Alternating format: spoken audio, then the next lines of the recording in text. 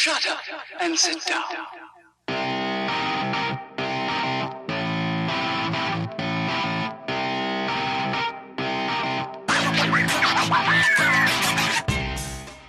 Welcome into another episode of No One Asked Us. He's Craig Choate. I am Logan Lee. We're coming to you Monday afternoon, Martin Luther King Day, just minutes after the Illinois Purdue madness. I don't even know how else to describe what was happening at State Farm Center this afternoon. We're going to talk about that game plenty, but we are recording this just minutes after that game. Wanted to get this up to you maybe later today or tomorrow. We'll see how it goes. We got a lot we're going to talk about, not just this game. I know we had a lot originally we were planning to talk about with NFL playoffs, and College Football Championship game was last Monday, so we'll probably talk about that a little bit, plus some other things happening. A little bit of movement, some things to talk about in baseball this week. But man, we've been doing some Illinois basketball post games. So this is going to be kind of a little bit of that, I think. Also, just want to point out, Craig and I are wearing the same shirt. If you are watching us on YouTube, Craig, you look great, man. You really do. You too, Logan. You have great taste. I love that hoodie on you. I will say our Nike swishes are a little bit of a different color, but other than that, I noticed the strings. Your strings are a little frayed, but yeah. So they're not identical, but they're close. They're close. Gray Nike hoodie with a huge block eye on the middle. That's all it is. I love it. For those listening. Before we go any further, don't forget to give us a follow at No One Asked Us Pod. He's at Craig W. Choate. I'm at the Logan Lee. Shoot us an email at nooneaskedus2021@gmail.com. If you're watching this on YouTube, give us a like, please and thank you. It would mean the world to us. A little thumbs up would be awesome. Also, subscribe if you haven't done that already. That'd be cool as well. If you're watching this or you're listening to us on Spotify or Apple Music or anywhere else that you get your podcast, give us a rating, give us a subscription, all that stuff. All that stuff goes a long way. Reach out to us if you have things you want us to talk about, have questions for us, want to comment on Craig's foul usage on Twitter, whatever it is. We're here for it. We're here. It was warranted today. I was in a mood. It was warranted. We have a lot, as I said, we want to talk about, especially in regards to that basketball game in particular. But before we get there, let's get a few other things out of the way. First off, Craig, how are you, man? How's your holiday weekend been? Good. Anything you want to report on that you want to talk about with the people? I don't think so. No, nothing new in your life. I don't think so. Do you know something that I don't? No, I'm just checking in on you, man. I'm just wanted to, just do my due diligence of. Let's see. What was Friday night? Again, Friday night was we had a game, the Illinois game. We did a live Friday stream, night, so we did a live stream. Yeah, that was cool. Saturday was packed with basketball in the afternoon, and then 2 football games, and then football all day yesterday, Sunday. So yeah, didn't leave the Cats for very long either of the Saturday, Sunday, or Friday for that matter. Well, as it should be. So let's just go into moment of the week. I'm sure you have a few things you want to touch on.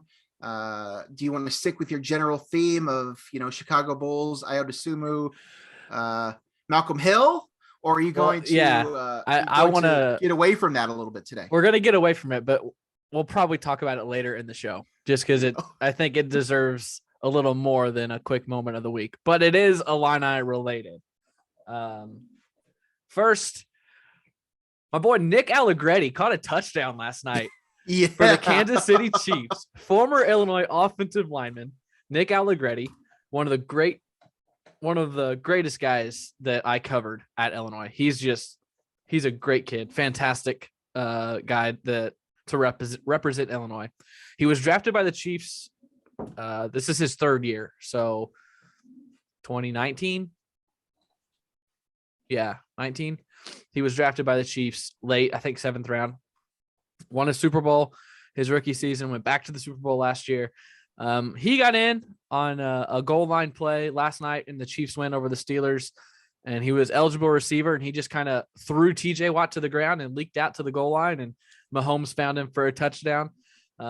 Just a cool moment. Any big boy touchdown is cool, but this might be a first for Illinois. Yeah. I don't remember any Illinois linemen catching touchdowns, especially in the playoffs. It wasn't just a regular season. This was a playoff game. It was cool. The Chiefs were having some fun last night. Yeah. Allegretti caught a touchdown. Travis Kelce threw a touchdown. Why'd they pull those out for that game? Why would they not save those and surprise in the AFC Championship unless I don't know. You're putting it on tape for other people to prepare for, and then they waste their time doing it because you're not going to run it. That's the only thing that could be. I honestly hadn't really even thought about the strategy behind it. I just felt like they were having some fun out there, which could be either way. But yeah, the Chiefs did win. Allegretti did catch a touchdown, so that was pretty cool. Yeah, that was pretty awesome. What else you got? I'm sure you got more than just that. Yeah, the other quick Illini thing. Sorry, I'm writing some notes down for future conversation here.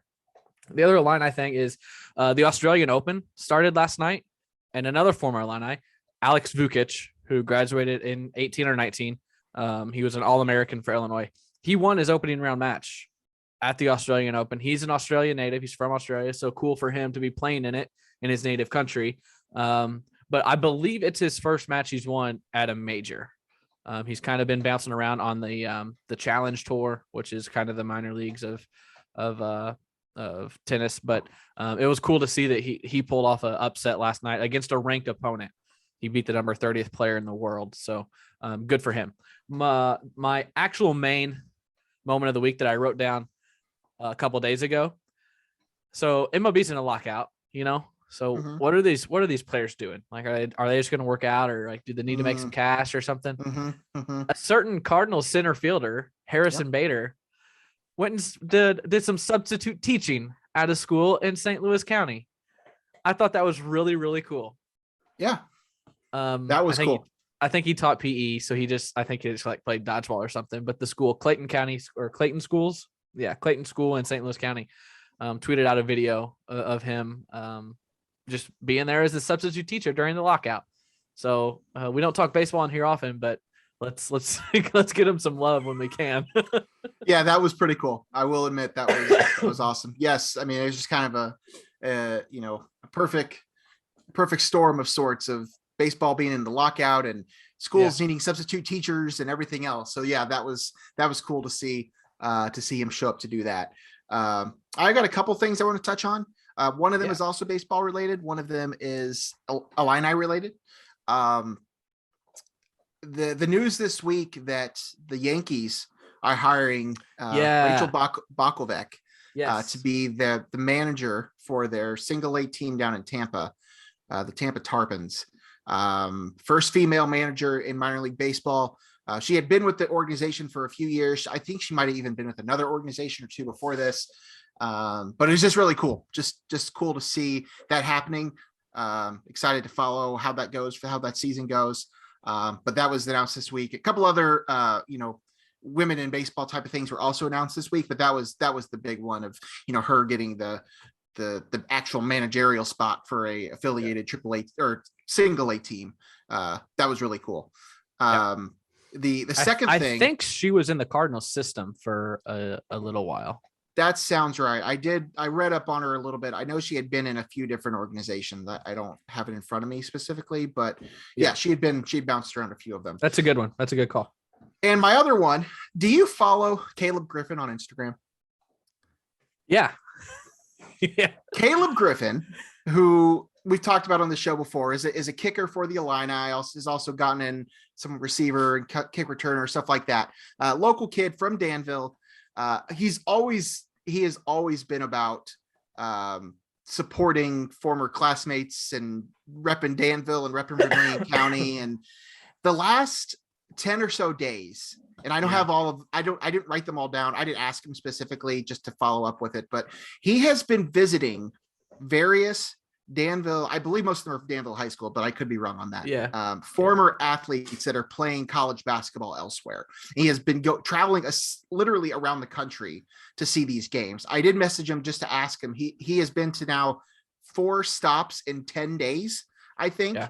I mean, he's just bouncing around on his break. He's just going and seeing as many former Danville athletes playing college basketball as he can.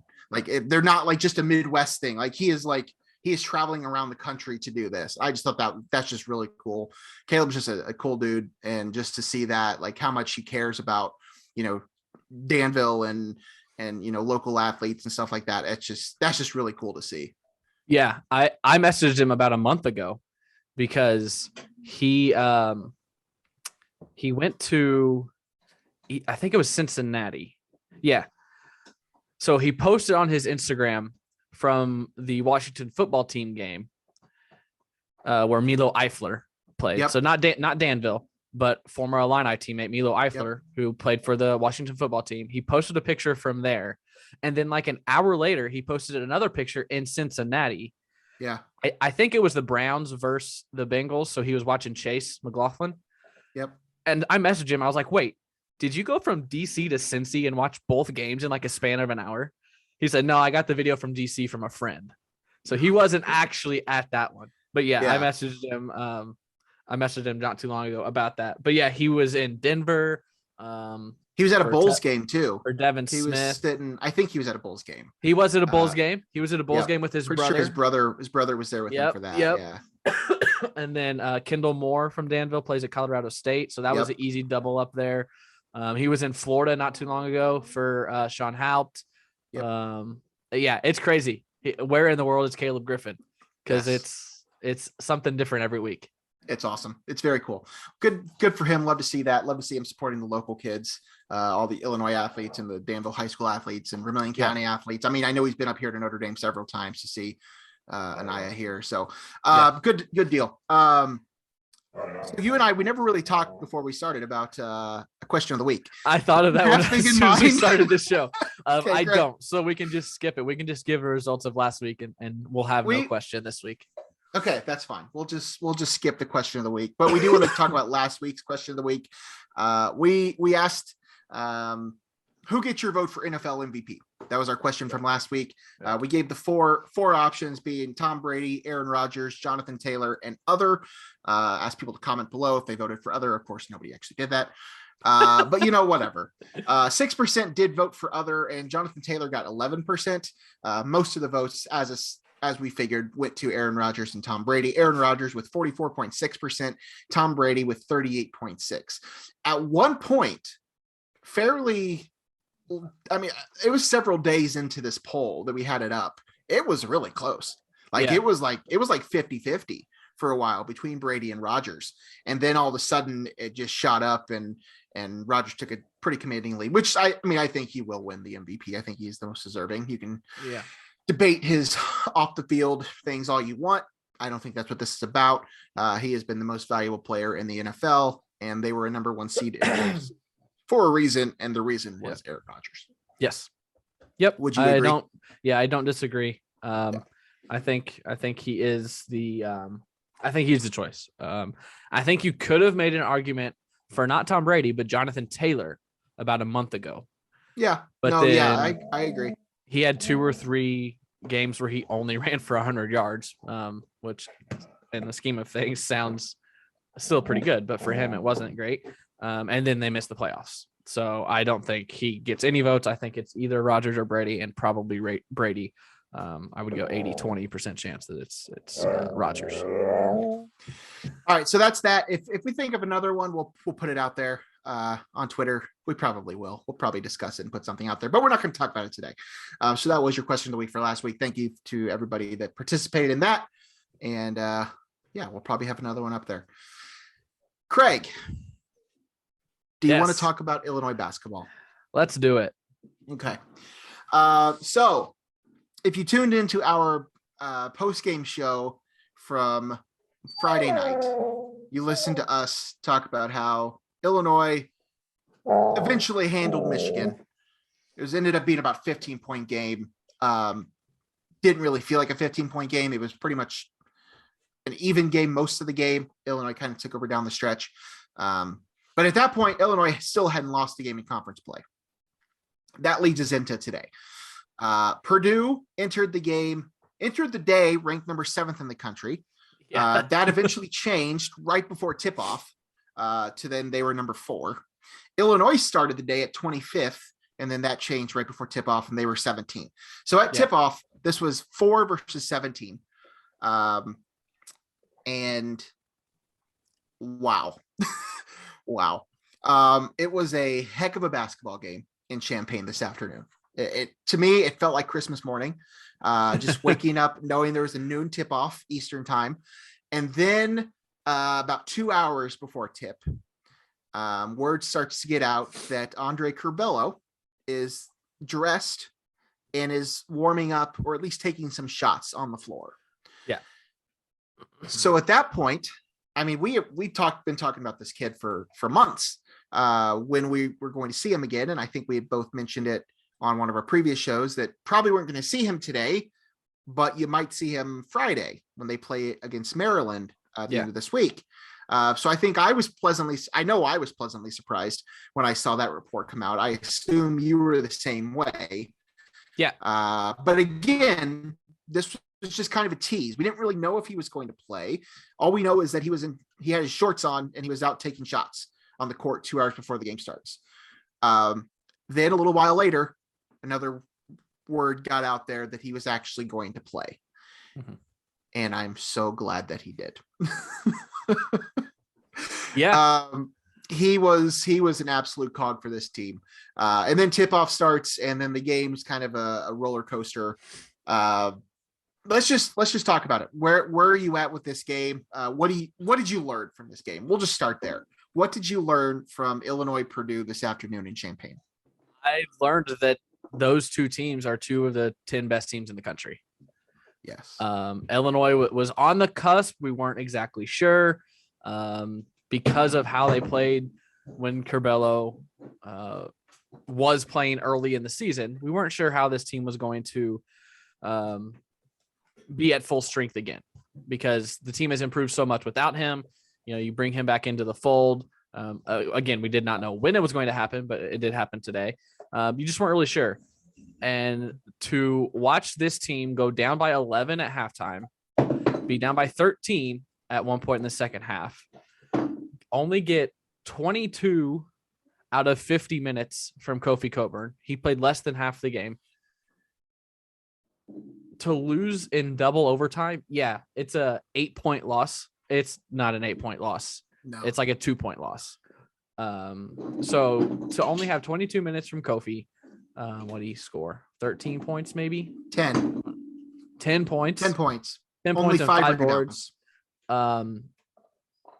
Even in a loss, it's one of those losses that you can only take positives from. Yeah.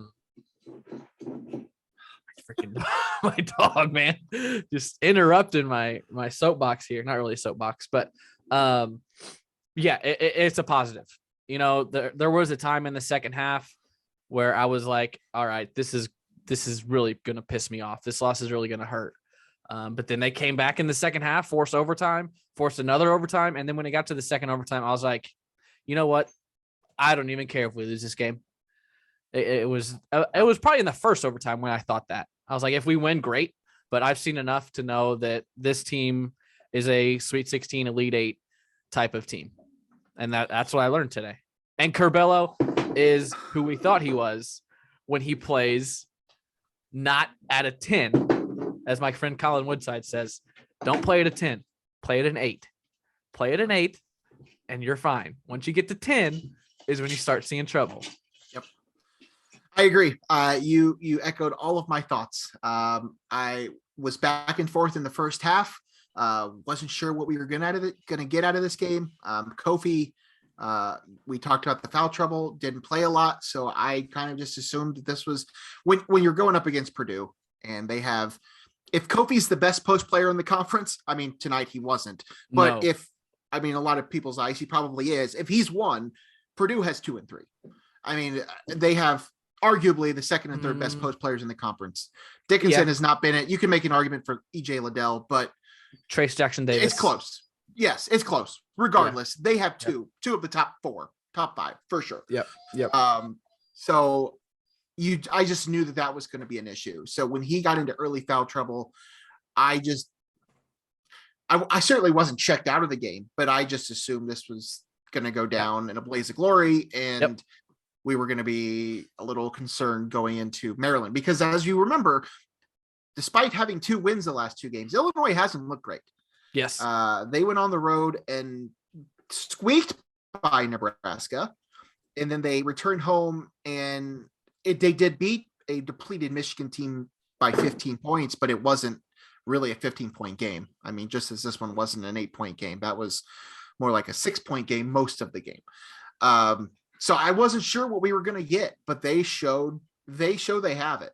And it was wonderful to see. I cannot wait to see this team in action with in full force. I mean, they did not have Kofi much today, but getting Curbelo back, Plummer started hitting shots. He ended up finishing with 24 points, led the whole team. Might have led all scorers. Did he lead all scorers? I think he did. No, Stefanovic had to have more than 20. He had 22. No, Plummer led all scorers in this game with 24 points. So to see him hitting shots, in the first half, nobody was hitting shots. They weren't taking bad shots, but Jake hasn't hit anything in 4 games, and Plummer hadn't been making many shots. So shots just weren't falling. I don't think they played poorly in the first half. Kofi just had the foul issues, and they weren't hitting shots. Things did start to change. Curbelo came on the floor and was an absolute cog for this team. Benjamin Bosman's for donk, man. He had a couple moments where I wasn't thrilled.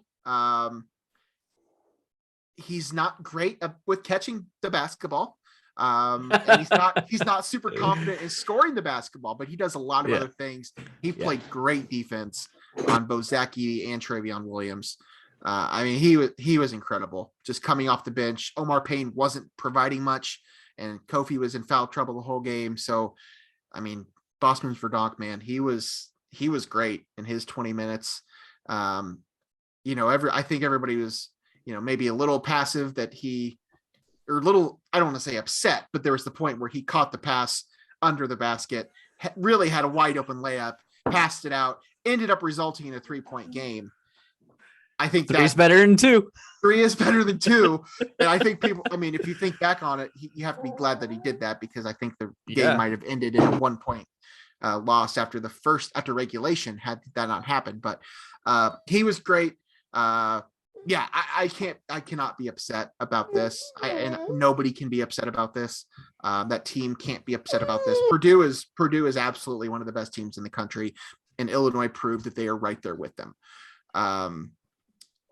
You still don't have a signature win. I mean, and that is what it is. And you're not, even if you win on Friday, I'm not sure that at Maryland it's going to be that either. It'll come. But this team is now, 6-1 or 7-1 in the conference? 7-1? 6-1 in the conference. First loss on the Big Ten schedule for the Illini. They fall in this one at home to Purdue. 96-88 was the final in 2 overtimes. We did the live show on Friday. That was just kind of it just wasn't very exciting. Doing a live show for this game would have been a little bit more exciting. But how do you think you would have done on a live stream on YouTube? Probably not well. If you go to my Twitter account, it would not have been a good one for me to be on a live stream. Although I might have been more reserved, because I like, it's ingrained in me to know, like, when I'm on camera, like, you have to be reserved, because I was on TV for 8 years. But I scared the dog. Lola does not like screaming or clapping. So Lola just doesn't like me on game day in general. And this one was a little more intense. Christy is at work, so she's not at the house either. So I was like free to speak my mind. And it was, there was some screaming and some clapping and jumping up and down. And I think it was probably a good thing we didn't do one of our watch alongs. Probably so. Well, even with the loss, still a fun basketball game. I mean, I would have loved to have been there for this one in Champaign at State Farm Center. It was a battle of 2 absolute heavyweights, and Illinois showed that even getting very little production from their All-American, that they were able to hang in there with a team like Purdue. Like, it was incredible. I mean, Jaden Ivey is legit. I mean, he is a first-team all-conference player. And as I talked about, they have 2 of the best big men in the country. And then they have another Stefanovic, who is, as you said, 22 points. Man,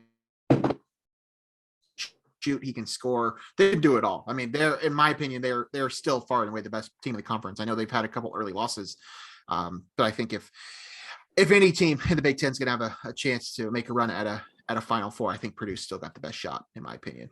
Yeah, I think they're a Final Four caliber team. It's kind of surprising that they haven't got one yet under Matt Painter, because I think they've had some fantastic teams. I think I picked them to win the championship a couple years ago with Carson Edwards and Isaac Haas. So not surprised that they're the class of the Big Ten. You know, Matt Painter, former SIU head coach for 1 year. Wish we would have kept him for a couple more years, but yeah, really impressed with what he's done over there. They always have a 7-footer. This one, Zach Edey, they got a good one. Unfair, just absolutely unfair. 7'4", 280, just the wingspan and the length. Really, I haven't seen anyone do to Kofi what he did to Kofi today. He's a sophomore, so last year he was getting his feet wet a little bit, and now he is ascended to one of the premier bigs in college basketball, enough so that he's forced Travion Williams to the bench. Travion Williams did not play very well, but then he started throwing some crap in late after missing 12 of his first 14 shots. He threw in a couple late, but there always seems to be something that keeps Purdue from ascending to that Final Four level. And I'm not sure what that's going to be this year, because the guard play is pretty good with Stefanovic, with Ivy, Hunter, I think was his name. Brandon Newman is the guy that just came back. He played really well. And then there is an Eric Hunter that also played well. So they're deep. They're good. They're probably the favorite in the Big Ten, even though they have 2 losses. Everyone else has at least one now. So yeah, I think the conference runs through West Lafayette still. I would agree. They are still a game behind Illinois in the standings. I did mention they lost a couple games earlier. So they are at 4-2, I believe. Yes.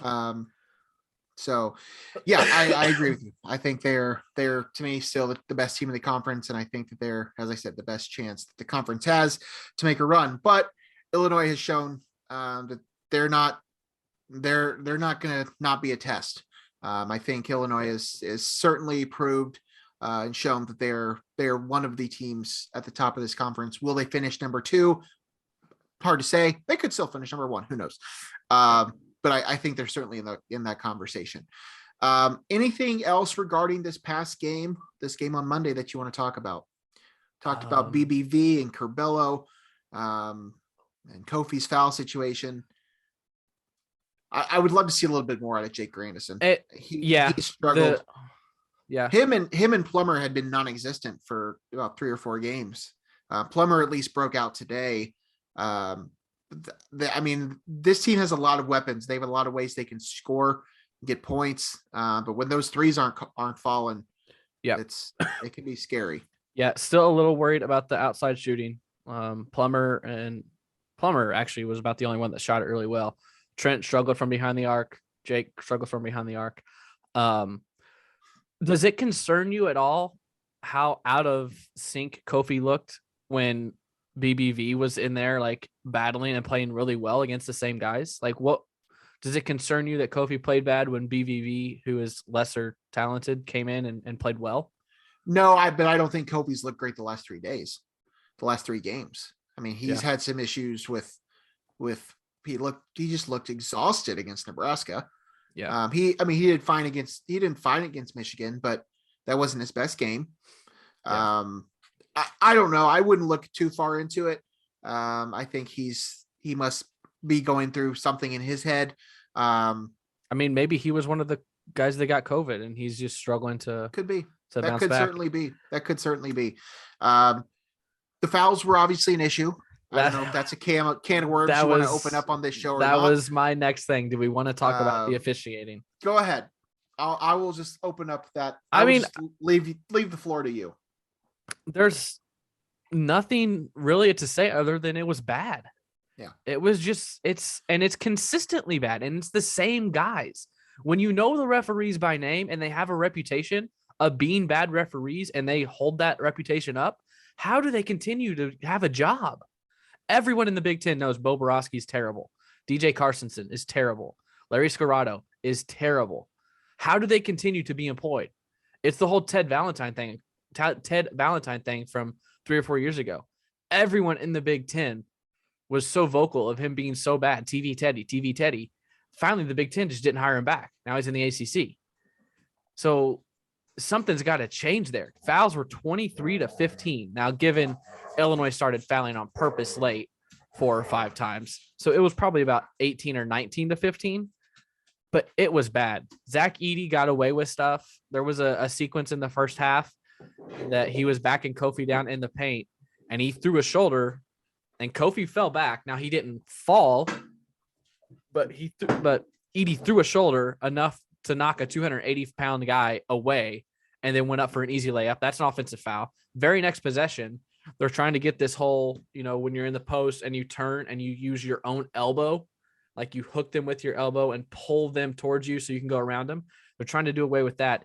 He did that exact thing and no call was made. And then the block on Bosman's Verdonk that I tweeted out a GIF of it, and there was video of it that everyone freaked out because they called it a block. He just swatted Bossman's arm and they called it a clean block. It's consistently bad. Like, I just don't understand how they still have jobs when everyone knows they're really bad, but they still get employed. Yeah. It's certainly questionable. I think I mentioned it on there. I'm not usually one to complain about officiating on Twitter, but it was noticeably bad. Now, I'm not blaming the officials on the game. I don't think they impacted the outcome so much. No, I don't. I think the two teams, like, this is the outcome that should have happened, but I just think a lot of the calls were wrong. What did you think of the technical on Omar Payne? I couldn't really tell what he did. Just from the angles we were seeing, I didn't know was it Stefanovic? Somebody was in front of him. I have no idea what happened there. From what we saw, I couldn't tell you if Omar was instigating something or if Stefanovic was just doing something. I don't know.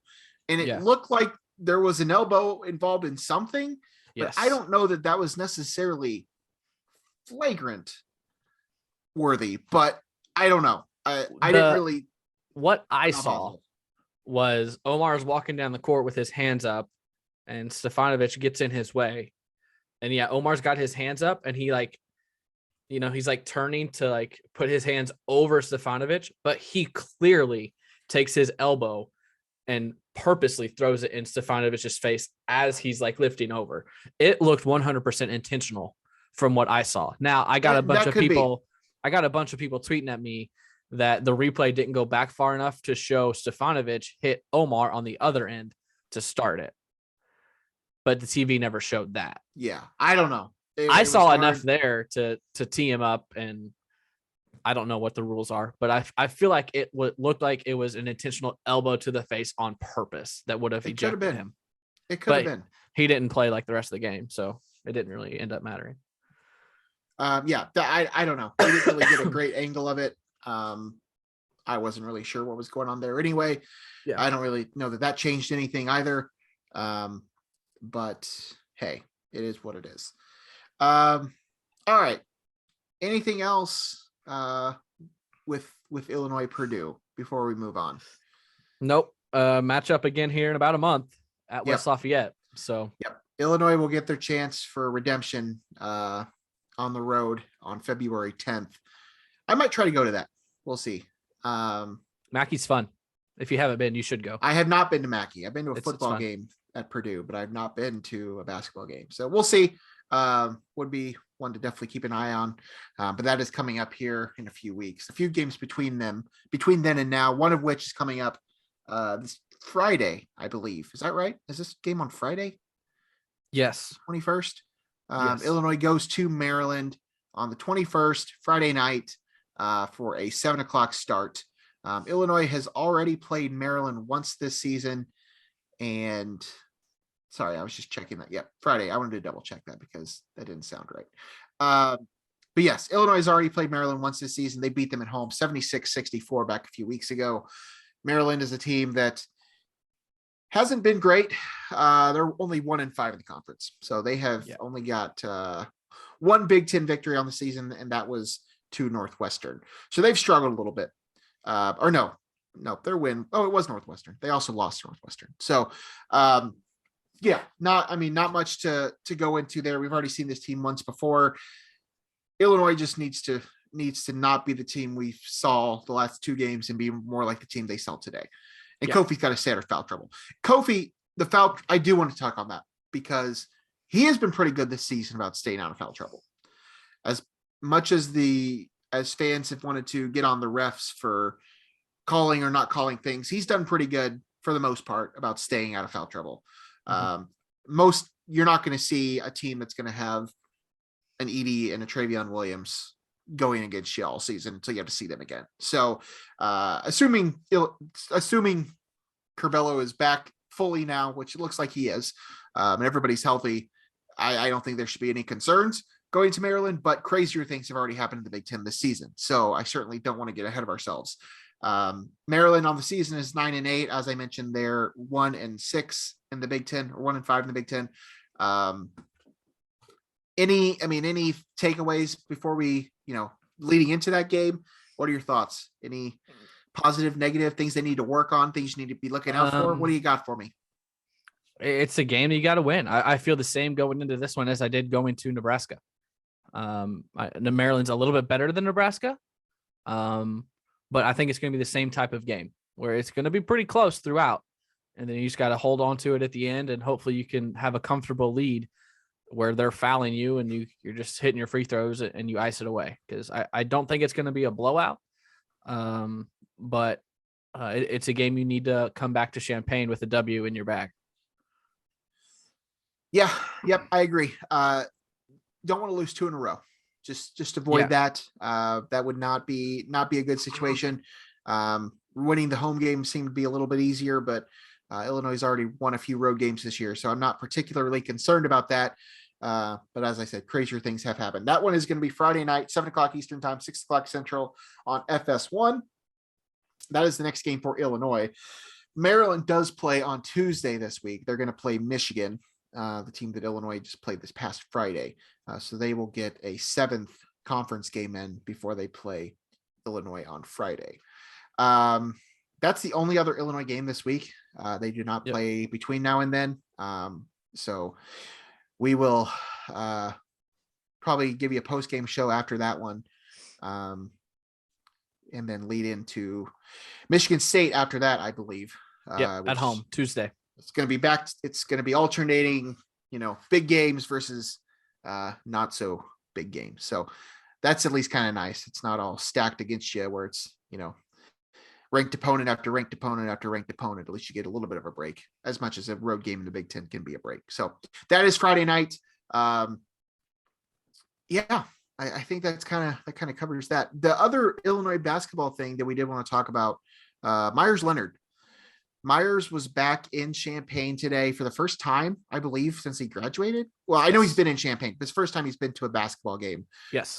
Since he left, he didn't graduate, since he left campus early and got drafted into the NBA and all that stuff. Myers, of course, has been the topic of some controversy over the course of the past few months.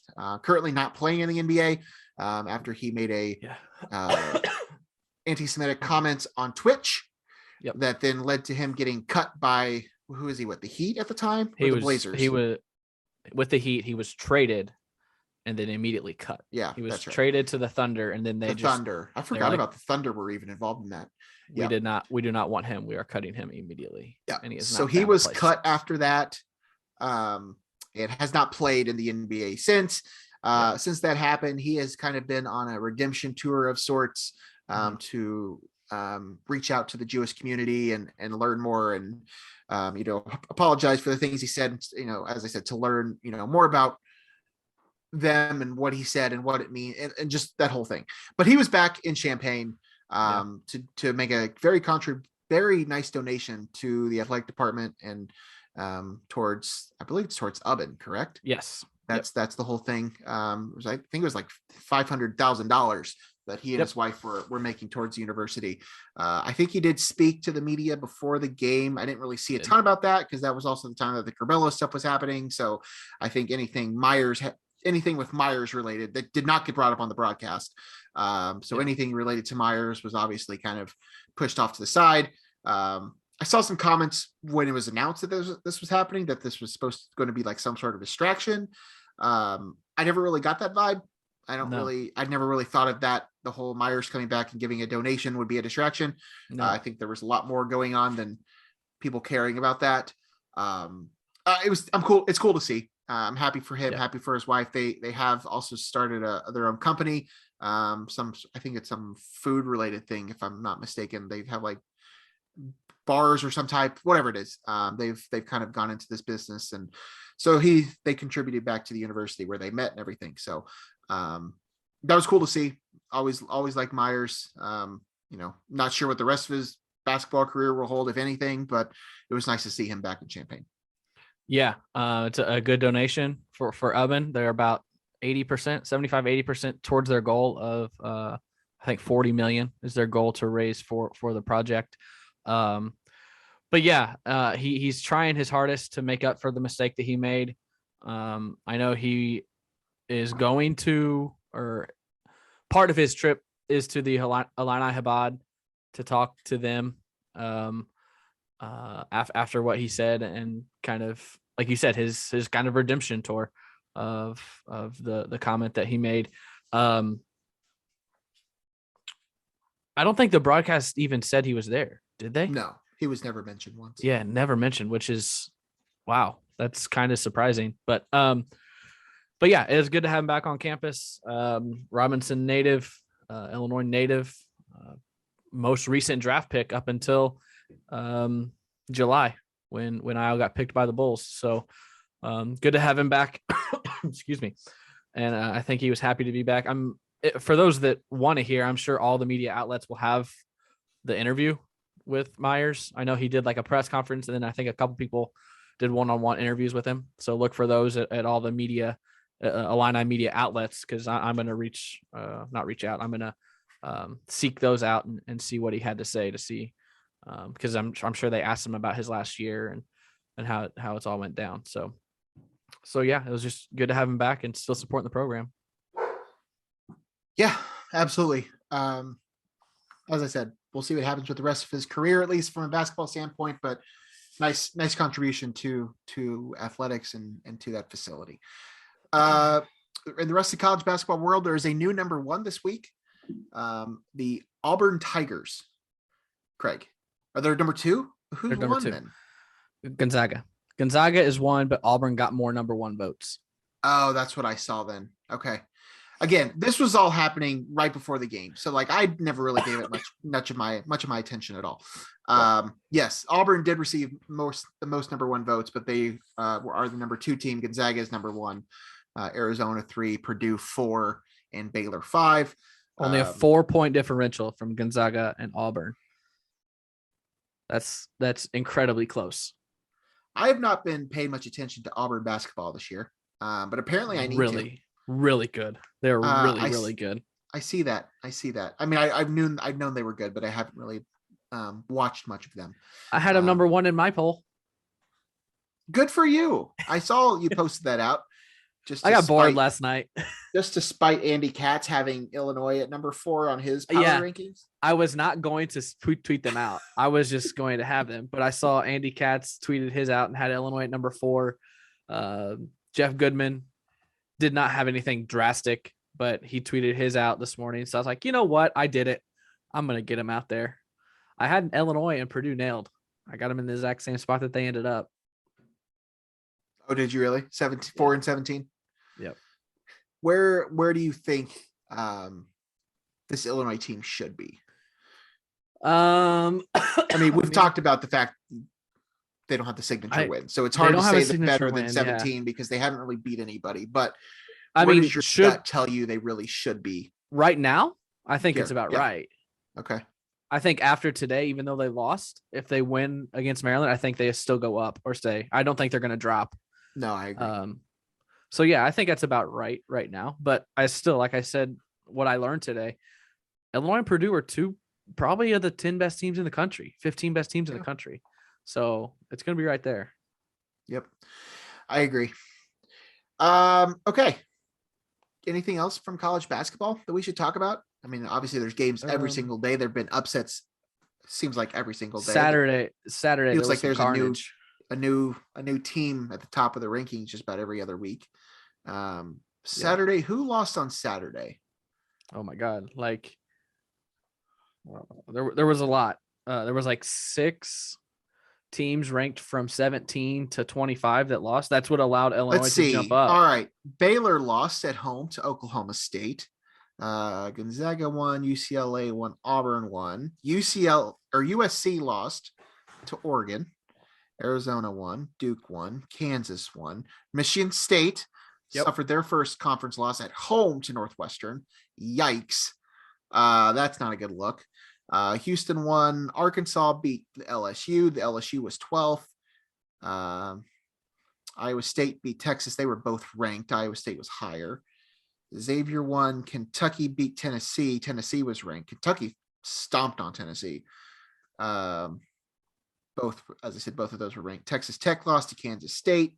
There was Seton Hall lost. They were ranked to Marquette. That Illinois loss gets better and better every day.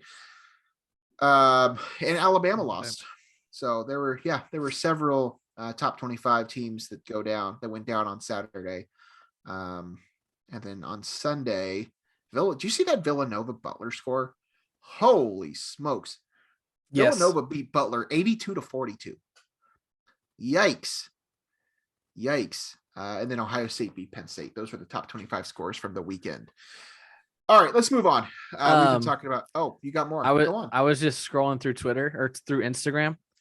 Caleb Griffin just posted a video about his travels.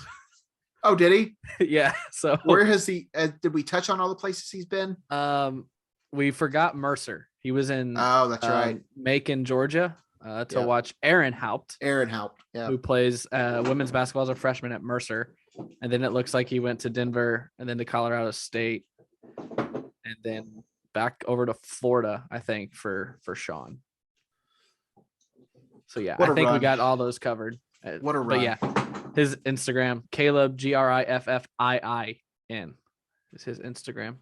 What a run by the Danville product. All right, we've spent enough time talking about college basketball. Let's move on. College football. The championship game was last Monday, so that season is now over. Are you happy? Are you happy with the outcome, Craig? Yes. Yeah. I am ecstatic that Alabama lost. Yeah, I was as well. I'll be honest. I don't even remember what happened in this game. I feel like it was so long ago. Yeah.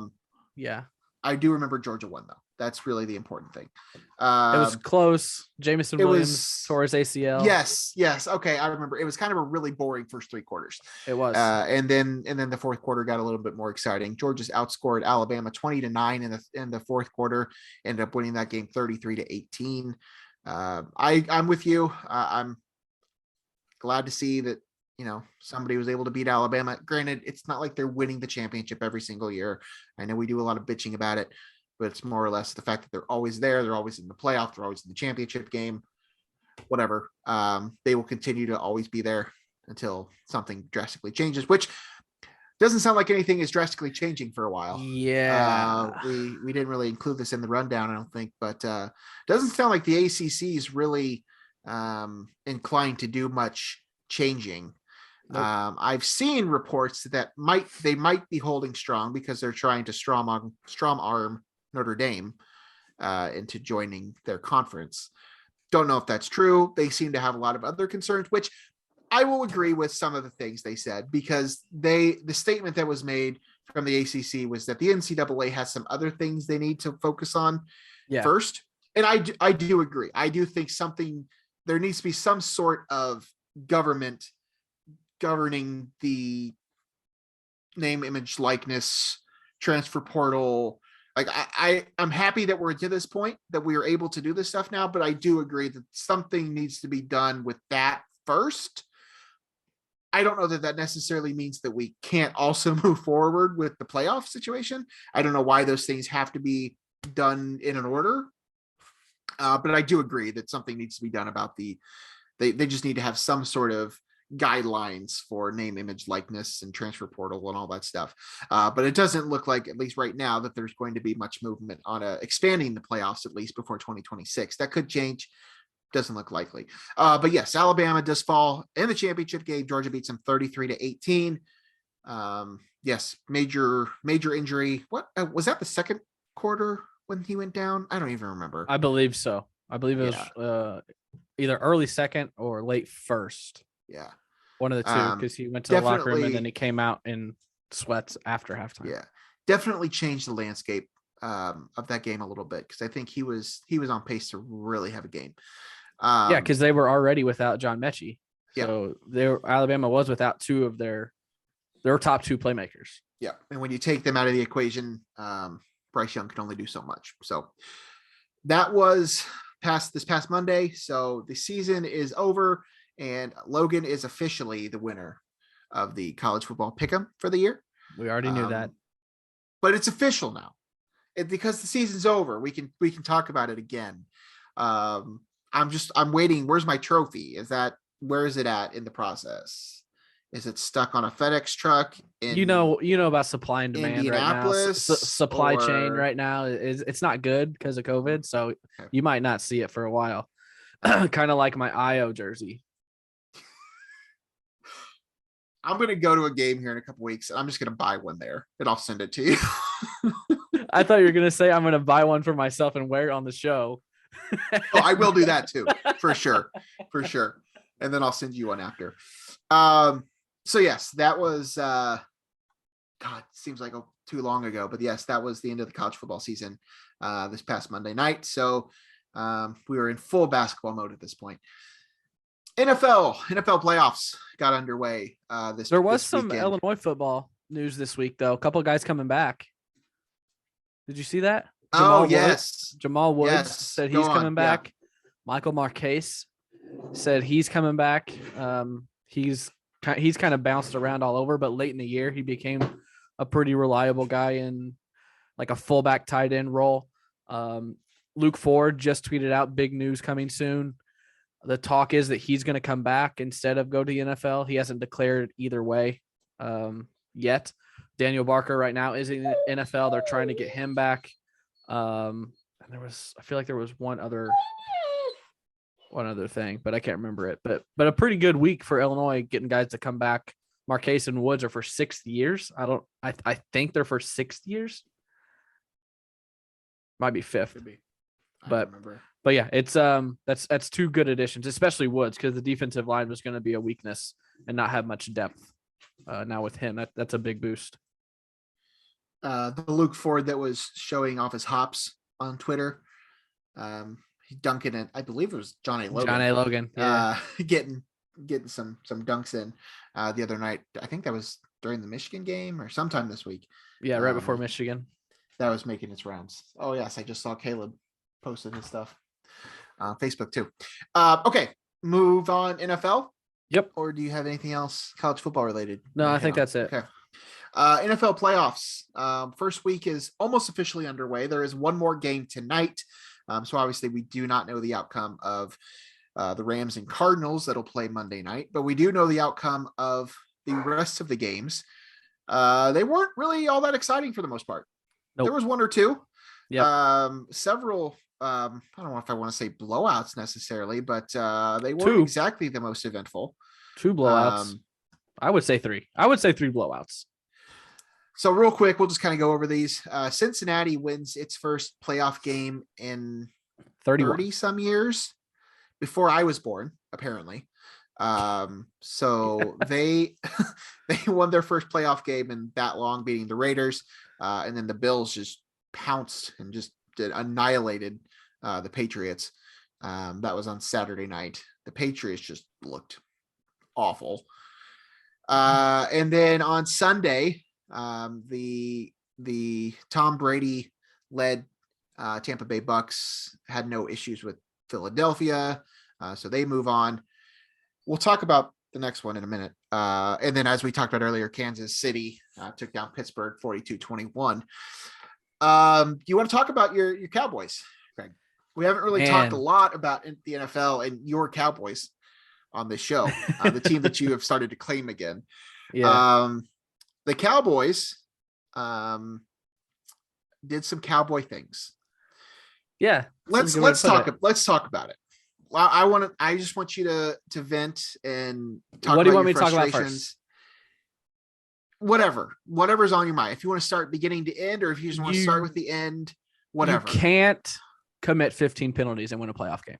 Nope. So no one to blame but themselves. They have no one to blame except for themselves. 15 penalties, like 8 pre-snap penalties, 3 on Randy Gregory. He never needs to put on a Dallas Cowboys helmet ever again. Just stupid mistakes. There was no offensive flow. I don't know what happened to the offense this year.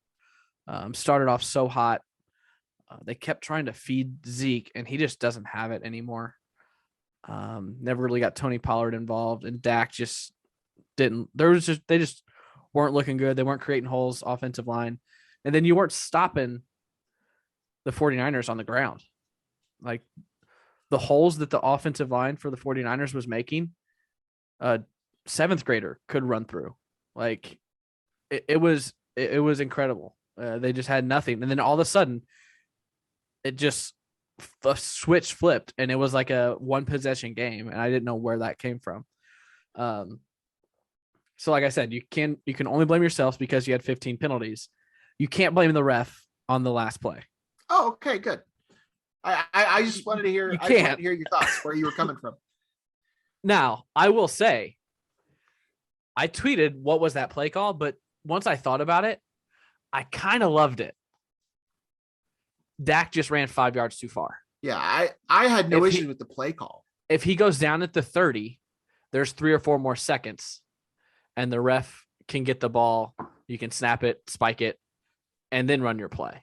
Yeah, I didn't mind the play call after I thought about it. Initially, I was like, "What are you doing?" But after I thought about it and watched it again, I was like, "If Dak goes down at the 30, this is completely different, and you take your shot at the end zone from the 30 instead of the 45." So I didn't hate it. It was I don't know that we'll ever see that again. It was a very, very unique end of a NFL game that I've never seen anything like it. Don't know that we ever will again, but it was disappointing. Do you think Dak didn't know that the ref had to put the ball down, or do you think he wasn't thinking about it in the moment? Yeah, I don't think that that's something that you think about, that the ref has to touch the ball, which, I mean, that makes all the sense in the world, because otherwise you just have offensive linemen grabbing it and spiking it. But yeah, I would love to hear the NFL films. I'm sure they had someone mic'd up. I would love to hear them in the huddle on the sideline before that play call, talking about what they wanted to do, because I think it was Dan Patrick this morning said there's no way that that's a play that you practice. Like that's not, I feel like you're not going to say, all right, here's our play with 15 seconds left. We're going to run it up the middle and then try and get a spike. It just, that doesn't make sense. So just bad execution, and bad decision-making and stupid mistakes. I mean, that's what it comes down to. I don't know. I think Kellen Moore might've hurt himself yesterday with these head coaching opportunities he's got, because I don't think the game was called very well. No, certainly questionable decision making. I would have to agree, but I'm just happy for you though, because you do still have one of your teams still alive. Yeah, because you're also all in on my Bengals now. I don't claim any teams, but you have now claimed 2 teams, at least 2. Is there a third? Are you? I don't know that I claim the Bengals, only because I'm in Louisville and we're like an hour and a half away, so it's kind of Bengals country. Okay. I do like the team. I do like. So Burrow, I assume. I like Chase. I like Mixon. Will you be rooting for your Bengals or the Tennessee Titans, the Nashville connection? I know how much you like Nashville. So who's your team? I'll root for the Bengals. Bengals all the way at this point.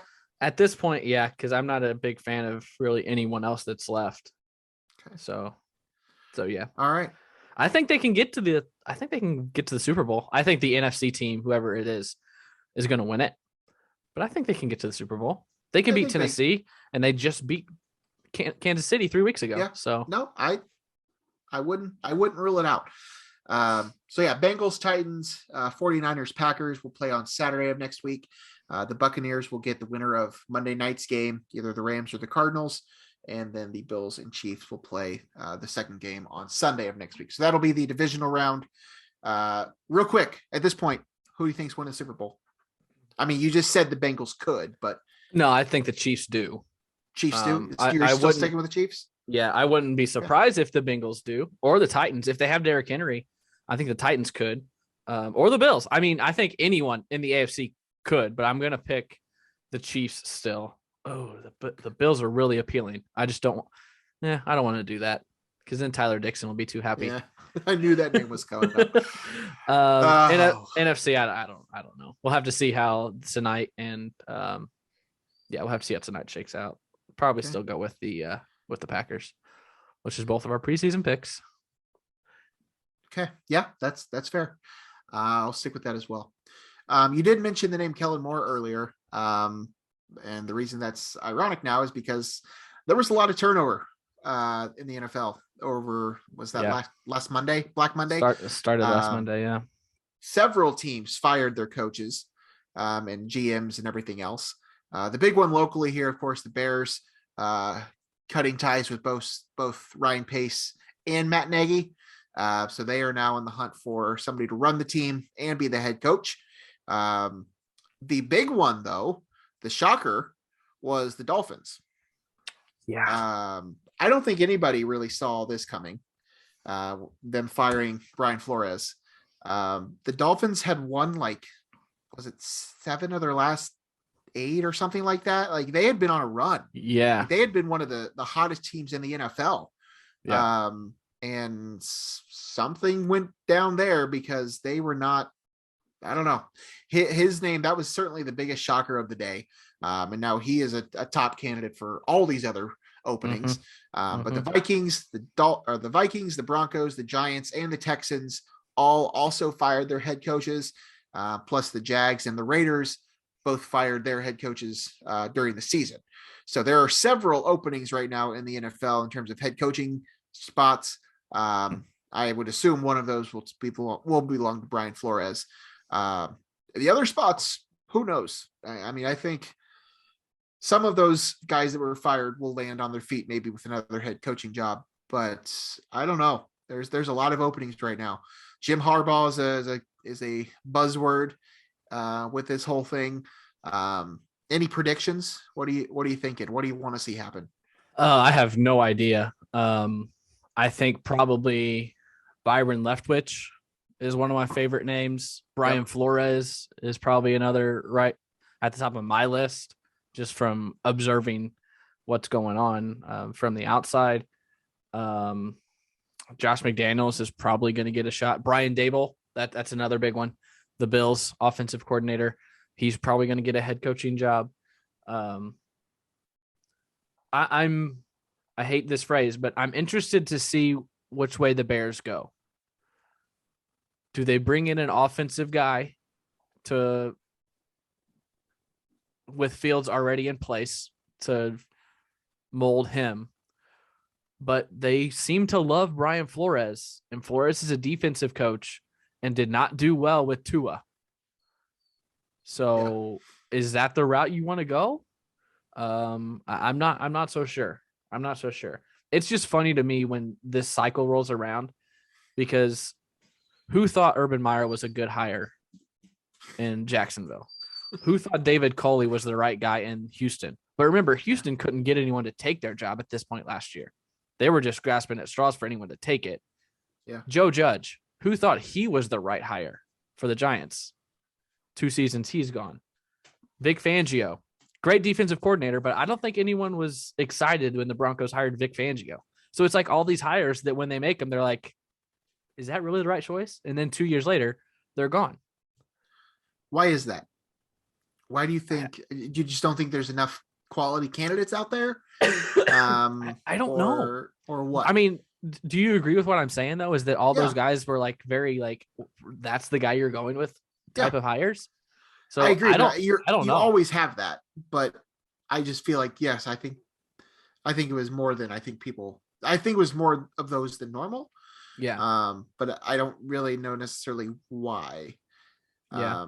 I mean, there's certainly an upper echelon of pro and college coaches out there in the world. So not everybody can be Bill Belichick or whatever, but yeah, I don't know. It's certainly interesting. But there are several openings right now that I imagine we'll be getting that could filled be here shortly. That could be our question of the week.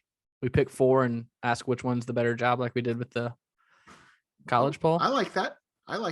But there's 8 openings, so we have to pick who we think are the top 4. Yeah, we'd have to decide on our own. Yeah, what the top 4 are. I don't. Do you think Harbaugh goes pro again, or do you think he stays? Could be another question. I've been tossing this up to myself for a while. I don't know. Part of me says he goes. I think he just seems like the guy that's only going to stay at a place for so long. And I think there is something to the argument that he's probably maxed out what he can do in Michigan. I don't know that to them beating Ohio State is like winning the national title. And then once they get to the playoffs, they don't look like they're able to play with SEC schools. So yeah. I don't know. I wouldn't shock me. It really wouldn't. I think there's something to not having to recruit and all these other things, but I really don't know. I'm not. A couple of Bears fans that I've talked to about it seem to be for it, so I'm kind of surprised by that. But I don't know why they would be against it. He took the Niners to a Super Bowl. There's not a lot of super options available, so I mean, whatever. He does have the pedigree and the experience, and if he wants to do it, give him a shot. Need to ask our boy Lou. I'm sure Lou has thoughts. We can get him in on the conversation here soon. We talked about it briefly with your moment of the week, but you decided to not go with this as your moment of the week because I'm sure we're going to talk about it later. The Bulls, the Chicago Illini is what we're going to call them. They now not only have your boy Io DeSumo, but they have now brought on Malcolm Hill, originally to a 10-day contract for the COVID stuff after he had a short little stint with the Hawks. But now it sounds like they've actually signed him to a 2-way deal. Yep. Which means he's going to be there a little bit longer, splitting some time with them and with the Windy City Bulls, their G League team. But Io's having some fun. Yeah. What was his stat line the other night that I saw? Like 21 points, 10 rebounds on 90% shooting. The first rookie to ever do that. And I know that's one of those stat lines that you're like, all right, like whatever. But anytime you're the first NBA rookie to ever do something, that's pretty damn cool. That's really cool. Yeah, he's definitely having a season. Looking at the scores right now, currently the Bulls are trailing the Grizzlies. That's not really what we're here to talk about, but yeah, Io's having a great season, as we talk about just about every week. But the addition of Malcolm Hill, that's pretty cool. Yeah, Malcolm, it's really cool to see him really getting a chance. I mean, he left Illinois several years ago. 2017. Wow. So he's bounced around international play and the G League for a while, but finally getting a chance with Chicago is really cool for him.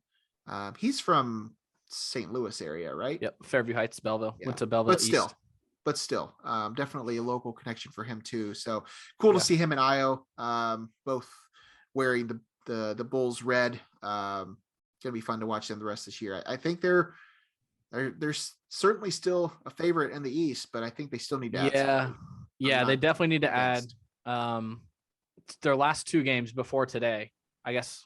No, that's not true because they played the Nets and someone else, the Warriors. They played the Nets and the Warriors back to back, and they lost both of those games by 30. It wasn't even close. They were nationally televised games, so I was excited because I never get to watch them. So I sat down to watch them, and it was bad. Zach Levine got hurt during one of them, so he's out right now. Alonzo Ball tweaked a knee, so he's out right now. Caruso is still out. Patrick Williams, I believe, is out for the year.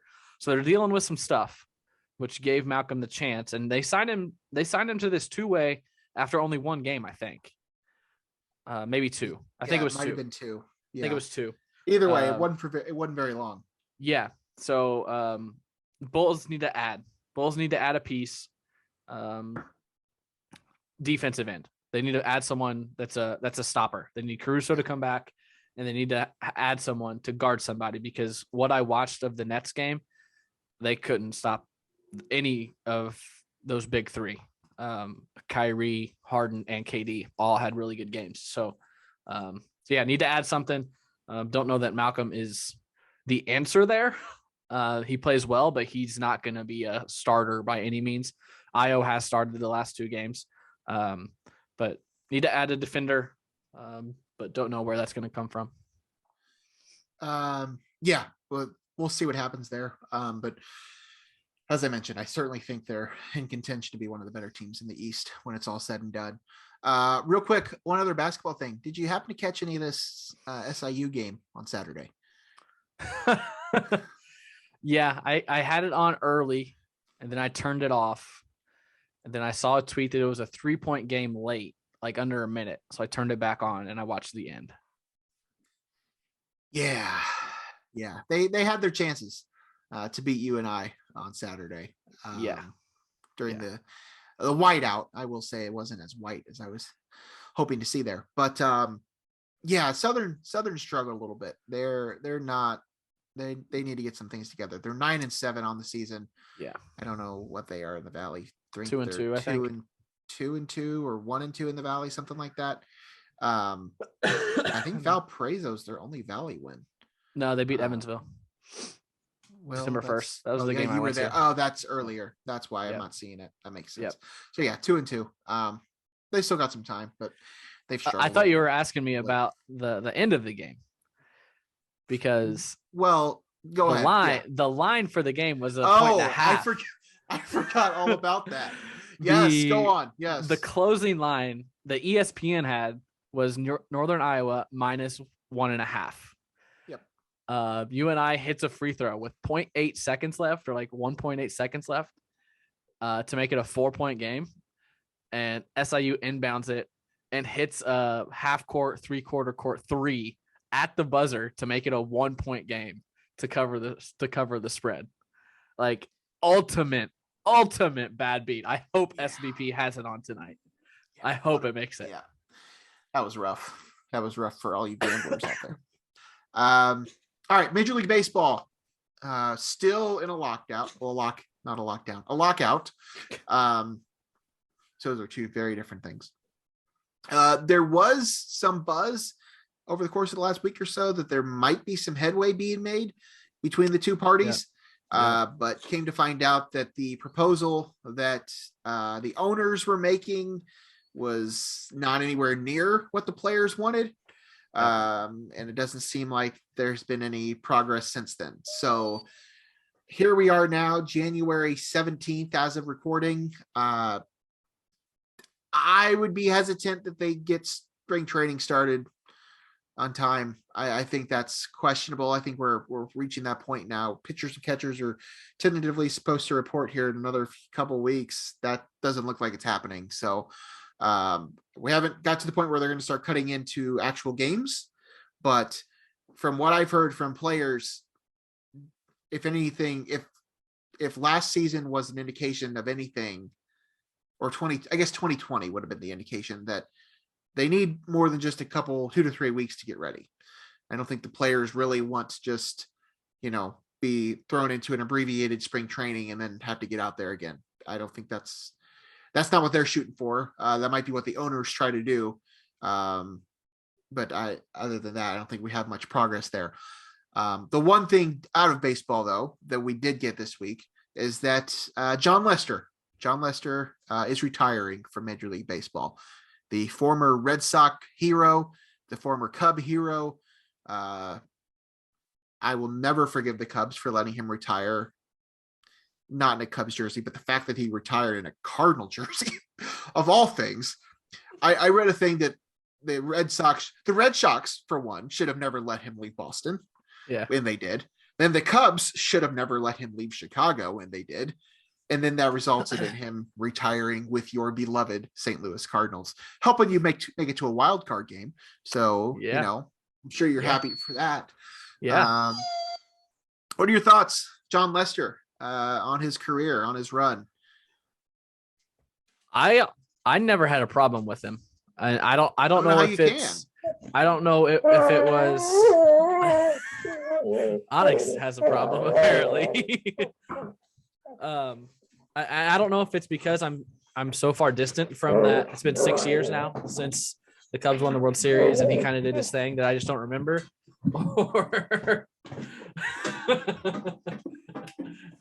You're a little busy. Yeah, my animal farm down here. See that? Yeah, I mean he's always Lester's always been someone that I feel like did things the right way, and he reminded me. He reminded me a lot of Adam Wainwright. Stop barking. A lot of Adam Wainwright. Career path, I guess, but career numbers. For those of you listening, you're missing high quality entertainment right now, because Craig is trying his hardest to have this conversation right now, but he is getting attacked by dogs, and they just want to play, man. Those dogs just want your love and your attention, and here you are not giving them any, just talking into this guy on this computer screen. Like, what are you doing, man? They're not happy with you. No, they're not. As you can tell, we're going to try and fight through this, but we might have to take a timeout if this keeps up. Anyway, nothing but respect for Jon Lester. Love the fact that he played a little bit as a Cardinal. He played better than I think a lot of people thought, and I thought that he would. But yeah, I'm glad. Good career. That was another question I had for you. I think I know the answer, but is he a Hall of Famer? Yeah, that was going to be. I mean, that could be our question of the week too. The getting his 200th win was very important, and he did manage to get that towards the very end of this past season. I think his regular season numbers alone probably don't get him in, but I think his success in the postseason, and in particularly the World Series, probably puts him over the edge.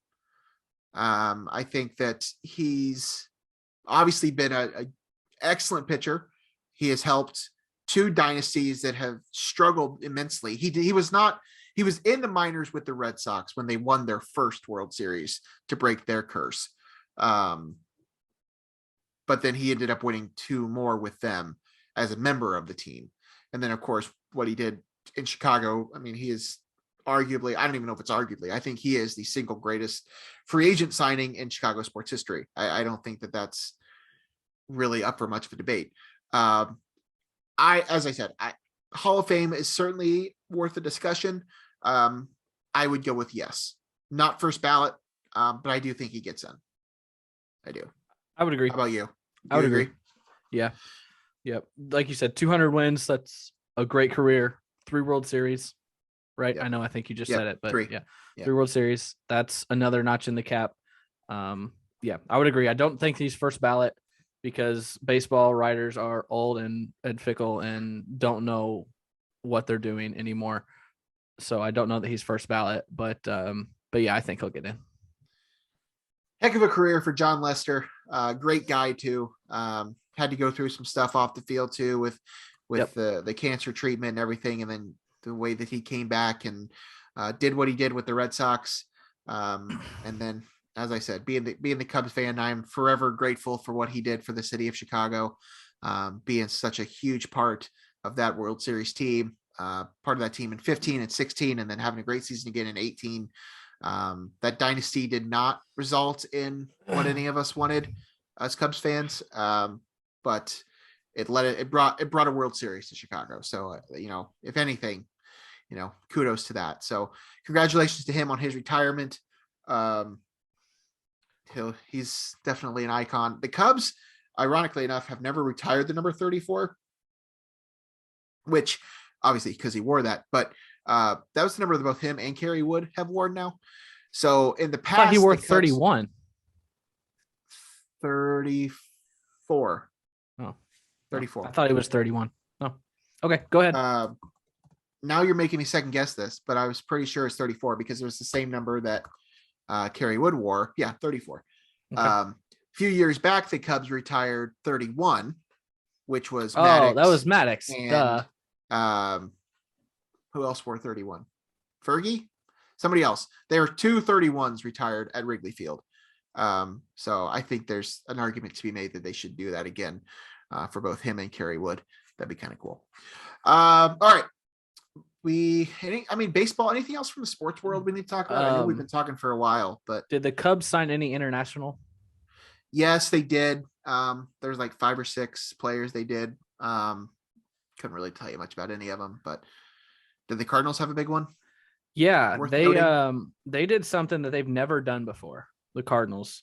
And it's been something that they've been trying to do for a couple of years now. They've really expanded their scouting department in Asia. Okay. And they signed I want to get his nationality right, and I'm not sure if I'm going to. Won Bin Cho was his name. He's a high schooler, I think from Korea. Okay. Almost positive he's from Korea. They've never done that before. They've never signed any Asian baseball player, not professional. They never signed any amateur Asian baseball player. And apparently this dude, he's a dude, apparently. I've watched some videos of him. He came over to the States a couple of years ago for the Power Showcase down in Texas, and he hit like 18 home runs in the Power Showcase, which was top 5 or top 10 or something like that. It's an intriguing signing for an organization that doesn't do it very often. So I'm pretty excited about seeing what potential he has. And I think it's good that they're getting into Asia, because I thought that when they signed him, I was like, this is rare. Like, we don't see this a lot for St. Louis.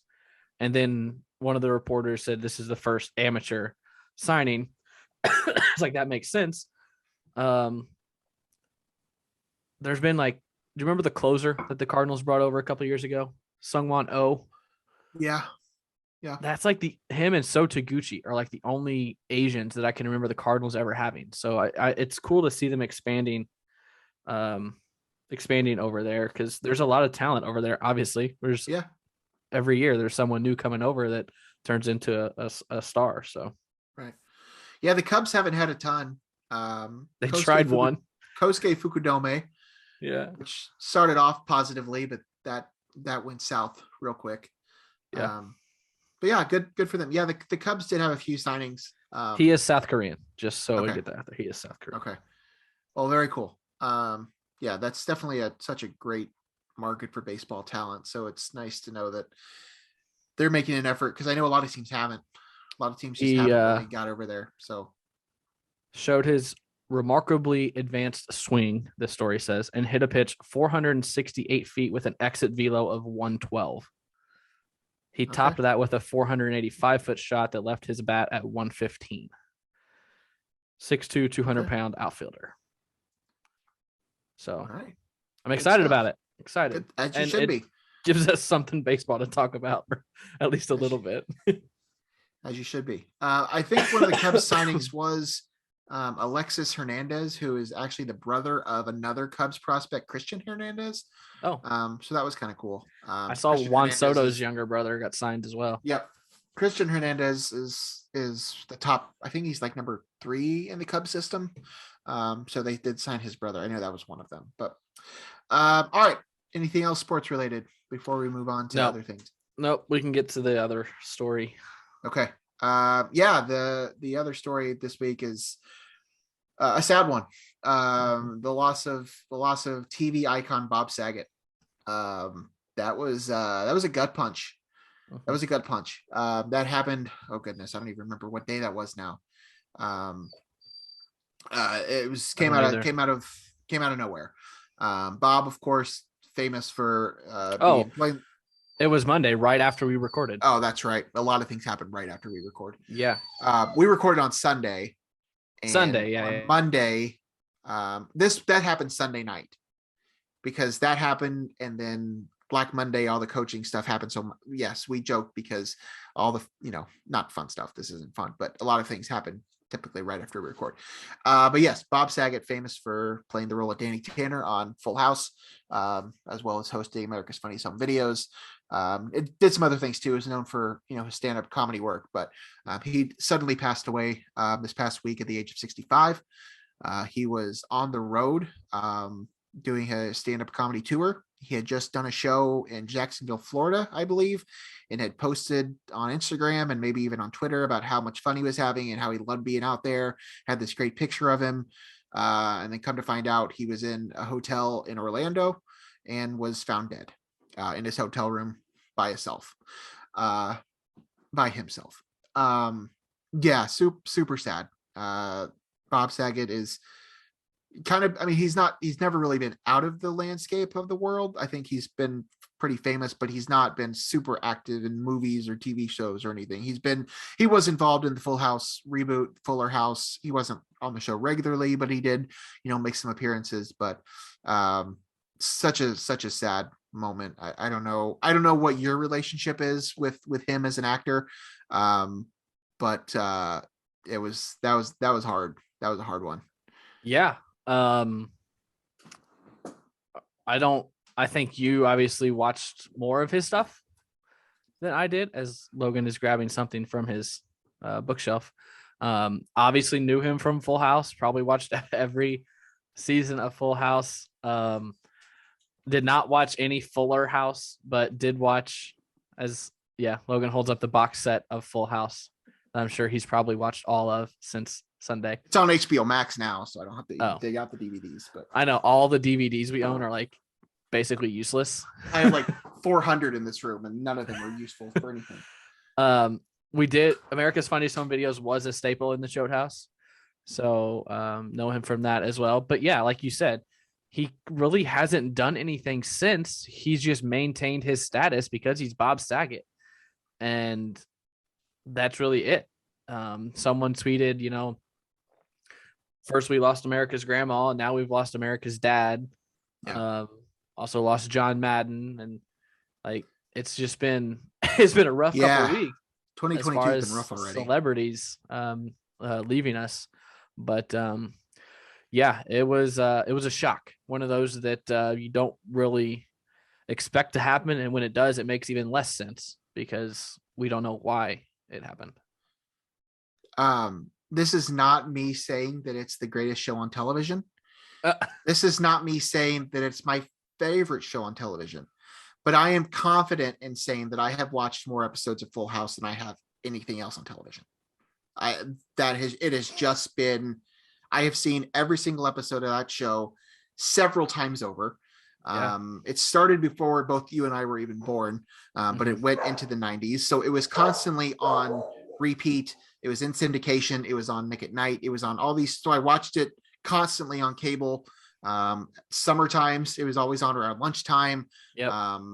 And then eventually I bought the DVDs, and now it's just available to stream. But I am confident in saying that I have watched that show even more than Boy Meets World, which is forever going to be my favorite TV show of all time. But yeah, I have spent more time with the Tanner family than I have any other show on television. Yeah.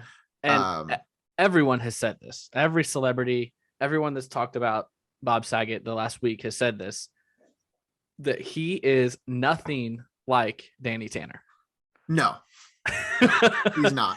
Bob Saget as a person was like the dirtiest, raunchiest human being with the dark sense of humor that you could ever meet. His comedy was, I don't know that he, that's a good point. Every sense of his personality was.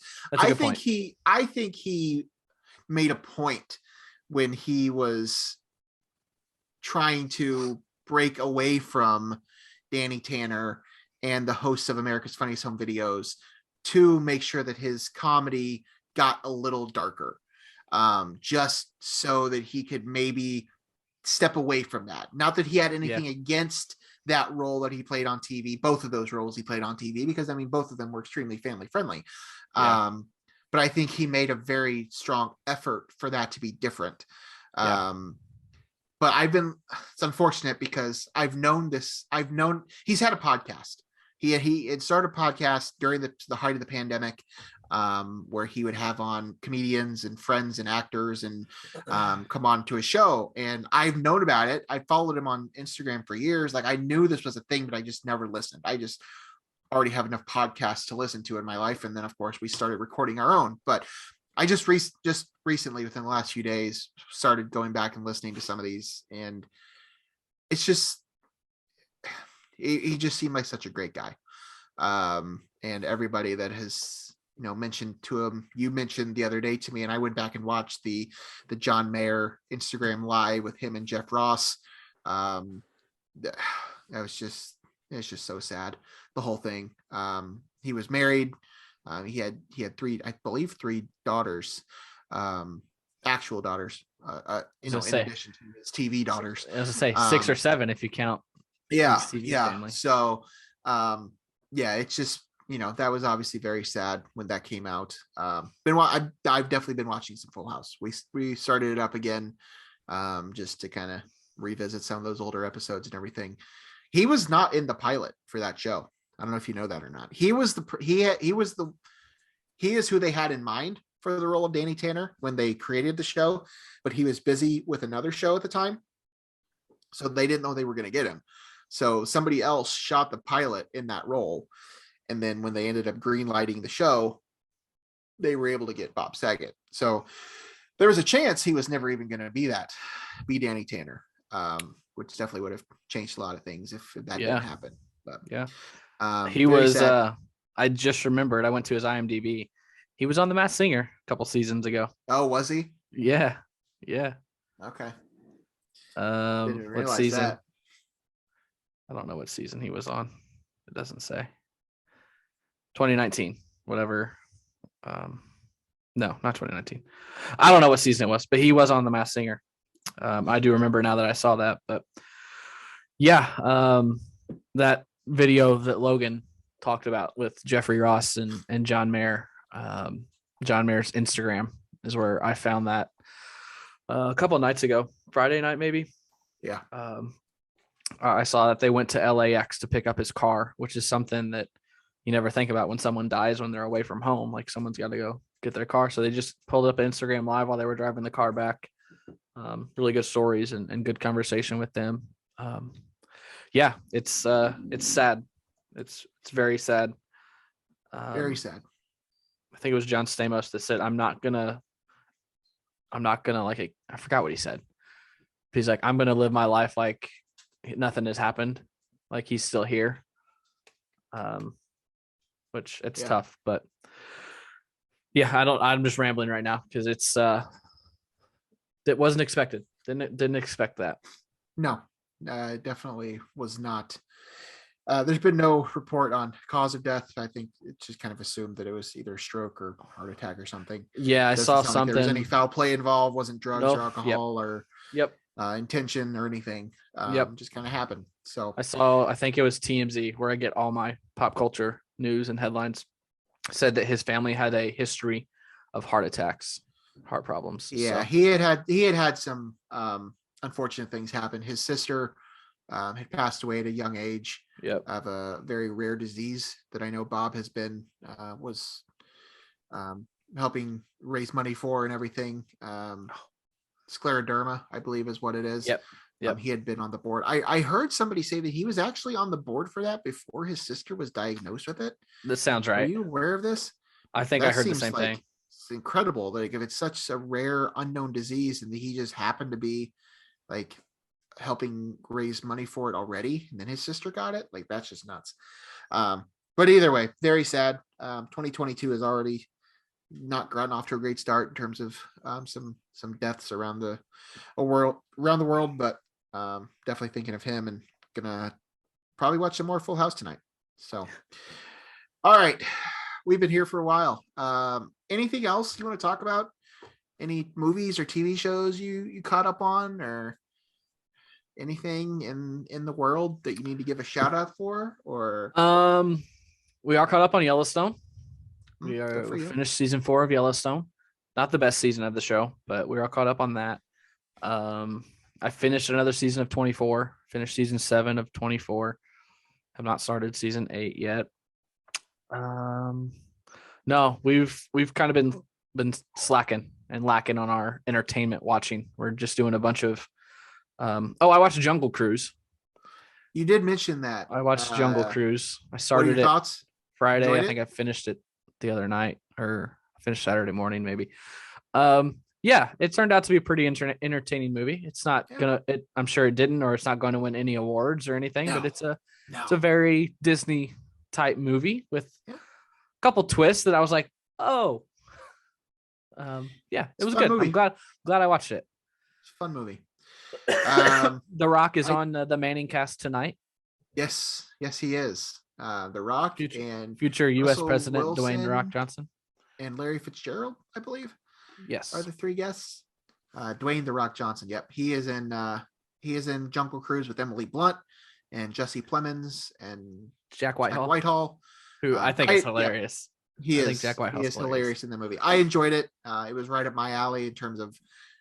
I love the Jungle Cruise. It's just one of my favorite things on the planet. The ride specifically. Yeah. So of course, making a movie about it, of course, I was going to love it. But I am getting very close to having the Logies ready. I still got a couple that I need to try to get to. I have a friend up here, Ryan Watt, who watches a lot of movies as well. I'll just tell you, I'm right at about 60 for the year. 60 2021 movie releases for the year.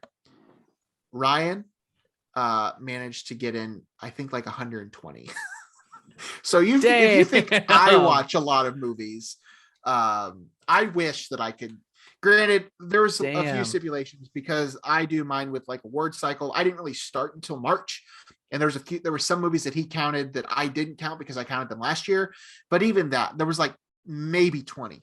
So even if you take those 20 off, he still watched 100 more than I saw. So or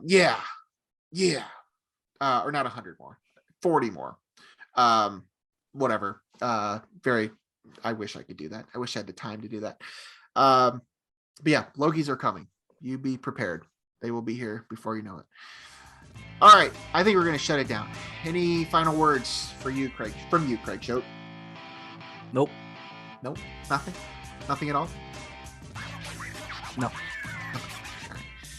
All right, you've been listening to No One Asked Us. Don't forget to give us a follow at No One Asked Us Pod, at Craig W. Choate, at B. Logan Lee. Shoot us an email at nooneaskedus2021@gmail.com. Like, subscribe, share, rate us, all those things. Likes on YouTube would be wonderful, as well as subscriptions. If you're already watching this on YouTube, why not just hit the like button and the subscribe button? That would be wonderful. This has been episode 50 of No One Asked Us. For Craig Choate, I'm Logan Lee. We'll see you guys next week. Go Illini. Go watch some Full House. Bye.